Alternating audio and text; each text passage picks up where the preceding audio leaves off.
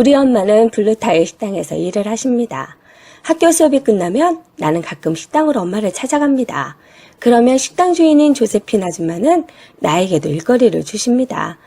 나는 소금통과 후춧가루통을 싣고 병에 케첩을 가득 채웁니다. 한 번은 양파 수프에 넣을 양파를 혼자서 다 깐 적도 있습니다. 일을 모두 마치면 조세핀 아줌마는 정말 수고했구나 하며 돈을 주시지요. 나는 언제나 그 돈의 절반을 유리병에 넣습니다. 이렇게 커다란 유리병에 동전을 가득 채우려면 무척 오랜 시간이 걸리겠죠. 매일 저녁 엄마가 일을 마치고 돌아오시면 엄마는 지갑에서 팁으로 받은 잔돈을 모두 꺼내어 나에게 세어보게 하십니다. 엄마는 어떤 때는 식당에서 기분이 좋아 돌아오십니다. 또 어떤 때는 너무 지쳐서 내가 돈을 세어 나란히 늘어놓는 동안 잠들어 버리는 적도 있습니다. 팁은 꽤 많은 날도 있고 아주 조금밖에 없는 날도 있습니다. 아무튼 매일 저녁 반짝이는 동전들은 하나도 남김없이 유리병 속으로 들어갑니다. 우리는 부엌 식탁에 앉아 팁을 셉니다. 할머니도 옆에 와 앉으시죠.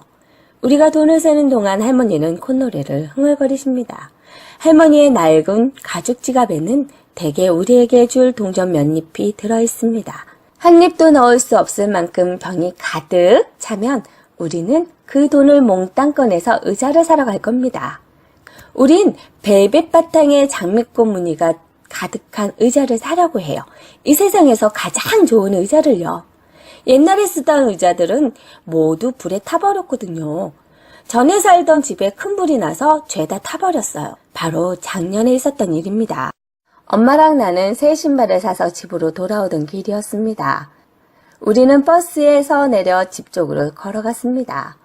우리 집이 보이는 모퉁이를 막 돌아섰을 때였습니다. 우리 집 바로 앞에 커다란 소방차 2대가 서 있었습니다. 우리 집에서 검은 연기가 펑펑 솟아오르고 있었어요. 엄마가 내 손을 꽉 움켜잡았어요. 우리는 헐레벌떡 뛰어갔습니다.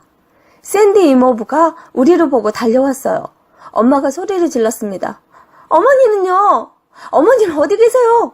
아이다 이모가 손을 흔들며 외쳤습니다. 여기야 여기 계셔. 걱정하지 마. 엄마는 괜찮으시니까. 다행히 할머니는 무사하셨습니다. 하지만 살림살이는 모두 못쓰게 되고 말았습니다.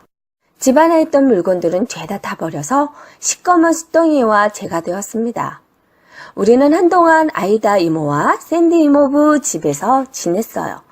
그러다 아래층 아파트로 이사를 했습니다. 마룻바닥도 반짝반짝 윤이 나게 닦았습니다. 하지만 방들은 모두 텅텅 비었습니다. 새 집으로 이사하던 날 이웃 사람들이 피자와 케이크와 아이스크림을 사가지고 찾아왔습니다. 또 여러 가지 살림살이도 갖다 주었습니다. 길 건너 앞집에서는 식탁과 의자 3개를 갖다 주었고요. 옆집 할아버지는 자식들이 어렸을 적에 쓰던 침대를 주셨습니다. 셀리 이모는 하얀 바탕에 빨간 무늬가 있는 커튼을 만들어 주셨습니다. 할머니가 사람들에게 인사를 했습니다. 모두들 어쩌면 이렇게 인정이 많으신지 정말 뭐라고 감사의 말씀을 드려야 좋을지 모르겠어요. 사람들은 짝짝짝 박수를 쳤습니다. 그것이 벌써 1년 전의 일입니다. 그런데 여태껏 소파도 커다란 의자도 마련하지 못했습니다. 엄마는 일을 마치고 집에 돌아오시면 늘 발이 아프다고 하십니다. 그래서 엄마가 식당에서 가장 큰 유리병을 집으로 가져오시게 된 겁니다. 동전이 생기는 대로 유리병 안에 모으려고요. 이제 유리병은 내 힘으로도 들 수 없을 만큼 무거워졌습니다. 저녁을 먹은 다음 엄마와 할머니와 나는 유리병 앞으로 갔습니다. 와, 어느새 꽉 찼네.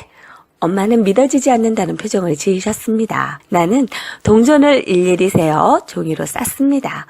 엄마가 식당을 쉬는 날 우리는 동전을 모두 은행에 가져가 $10짜리 지폐로 바꾸었어요. 그런 다음 버스를 타고 시내로 의자를 사러 갔습니다. 큰 의자에도 앉아보고 작은 의자에도 앉아보고 높은 의자와 낮은 의자, 푹신한 의자와 딱딱한 의자에도 앉아보았습니다. 마침내 우리는 가족 모두가 꿈꾸어온 의자를 발견했습니다.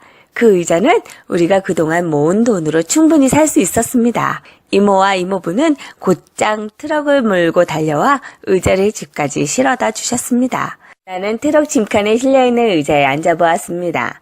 엄마는 차가 달릴 때에는 의자에 못 앉게 하셨어요. 그렇지만 집에 와서 의자를 트럭에서 내려 현관까지 운반하는 잠깐 동안은 앉아있게 해주셨습니다. 할머니와 엄마와 내가 의자에 앉자 아이다 이모가 사진을 찍어주셨습니다. 이제 낮에는 할머니가 이 안락 의자에 앉아 지나가는 사람들과 이야기를 나누십니다. 저녁에는 엄마가 식당 일을 마치고 돌아와 여기에 앉아 텔레비전 뉴스를 보십니다.